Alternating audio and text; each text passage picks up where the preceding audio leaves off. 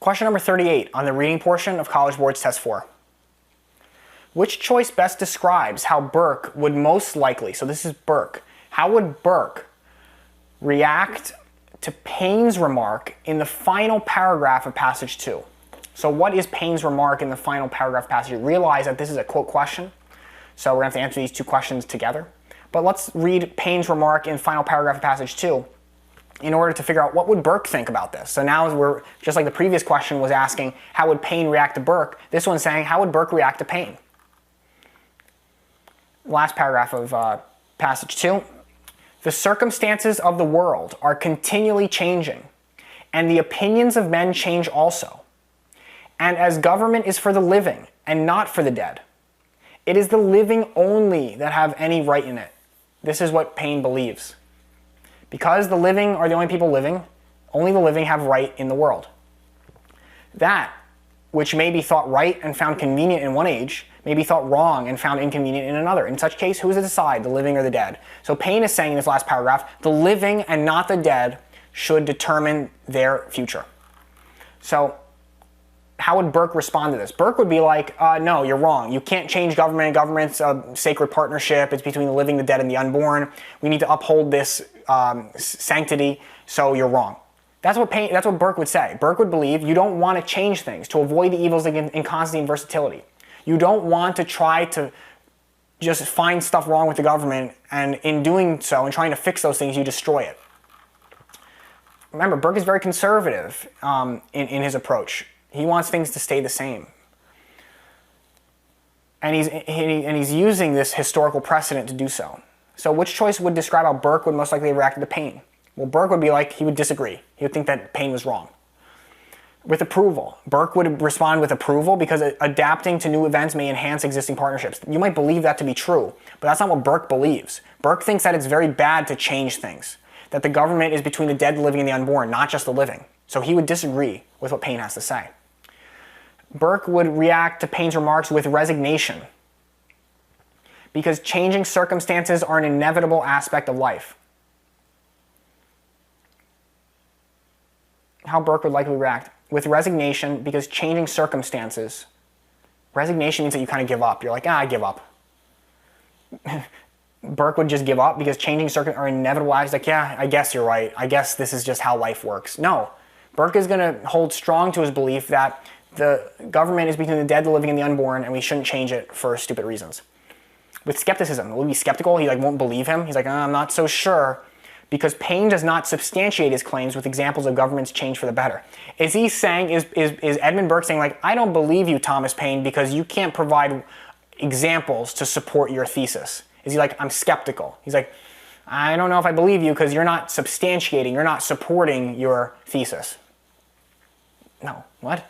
This is like not a science experiment where you're saying, like, I disagree with your findings because you're not providing any support. This is political science. There is very few right or wrong experiments that we can understand to substantiate claims. With disapproval, I like that. I like how this is just very one-dimensional. He would disagree. Burke would disagree with Payne's remark at the end of his piece, because changing conditions are insufficient justifications for changing the form of government. Yes, the follies and the mercurial environment of the current day is not valid reason to change what has been done in the past. That's what Burke would say. Payne says that the circumstances of the world are changing and the only people to react to those changes are the living, and Burke says no, that is incorrect. He would disapprove because just because changing conditions are happening does not mean that we can change the government. We can't just reform the government and hack it to pieces just because we find something wrong with it, according to Burke. I think the answer is going to be D, but just to be sure, let's take a look at the quotes for 39.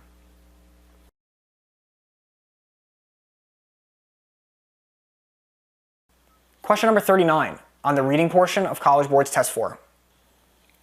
Which choice provides the best evidence for the answer to the previous question? So the previous question was asking, which choice best describes how Burke would most likely have reacted to Payne's remark in the final paragraph of passage 2?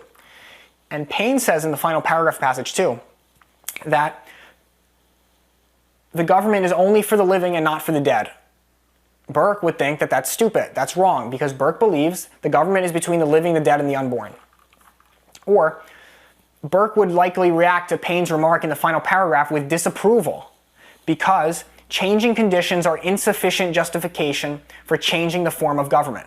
That's what we think Burke would believe about what Paine had to say. It's not good. You would disapprove with that because the government is a relationship of the past, the present, and the future. And that's not, just because you want to change something, it's not a justified reason for changing government. So let's pretend like these answer choices don't exist, A, B, C, D. Which choice best describes how Burke would most likely have reacted to Paine's remark in the final paragraph? Let's find a quote that would support what Burke believes about this mercurial, ever-changing situation that people want to run government by. That they believe that the government is only for the living. And let's find a quote that shows what Burke would think about this statement. That he would namely disagree with this. That he thinks it's not something that you can just change because you want to change it. 1 to 4. Does this talk about how Burke would respond to Paine's last paragraph? To avoid the evils of inconstancy and versatility, 10,000 times worse than those of obstinacy and the blindest prejudice, we have consecrated the state. That's where it ends, state. What? So he's saying 10,000 times worse than just, being stubborn. We have consecrated the state. I feel like this would have been a good answer if you read a little bit more.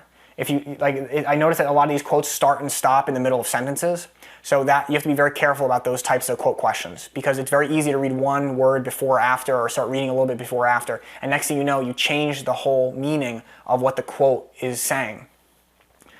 Because right after this quote says, no man should approach to look into its defects or corruption with due caution, and we start getting into the beliefs, the core tenets of what Burke believes. I feel like A doesn't say much of anything. That doesn't answer how Burke would react to Paine's statement in the last paragraph. What about 7 and 9? Is this what Burke would believe about Paine?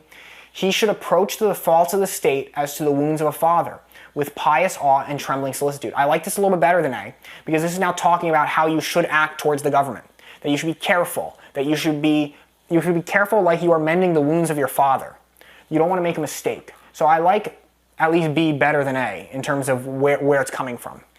I don't know if that's exactly what Burke would believe about Paine's remark. It doesn't, I feel like, go to the extreme to say Burke would think that Paine is wrong because the government is for the living, dead, and unborn.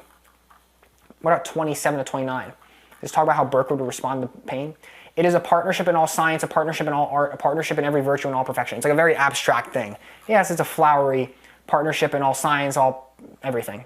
Okay? Once again, is that how Burke would respond to Paine, by this flowery language, when Paine is saying the living are the only people that determine our future?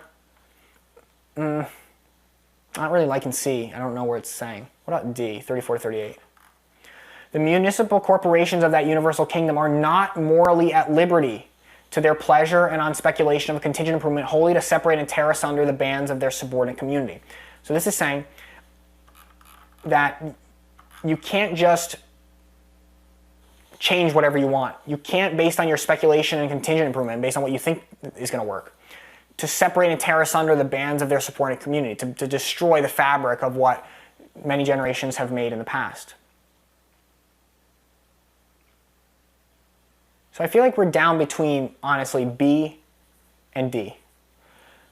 But I like on how D, when we ask, like, okay, Burke would react to Paine's remark with disapproval, we think the answer is, because changing conditions are insufficient justification for changing the form of government. And which one talks about the changing government? D. The municipal corporations are not at liberty to separate and tear asunder the bands of their subordinate community. That they're not able to do this. So, and we get also down to B. What does that say, 7 to 9? He should approach the faults of the state.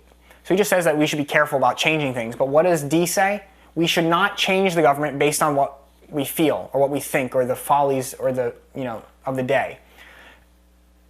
The question in 38 is asking, how would Burke respond to Paine's remark that the living only determine what happens in society?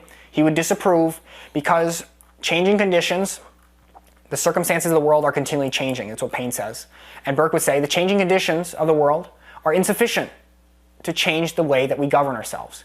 Which one talks about that? Which one best talks about this last paragraph about the changing conditions require people in the present to make decisions about the present? D. Even though B is talking about how we should approach reformation of government, D is the only one that's saying in 39, we should not change it because things are changing. We should not change and reform the government just because the world is changing. The answer to 39 is going to be D, and that nicely matches up with the answer to 38, which is also D.